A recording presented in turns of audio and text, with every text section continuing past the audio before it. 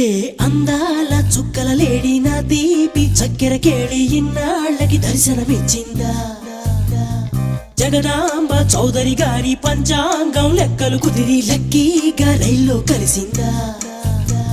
శని దోషం పోగొట్టే తన సుందర దరహాసం కురిపిస్తే చేయిస్తా గుళ్ళు అభిషేకం తన మౌనం అయిపోతే త్వరలో అంగీకారం తిరుపతిలో పెట్టిస్తా మా పెళ్లికి లగ్గం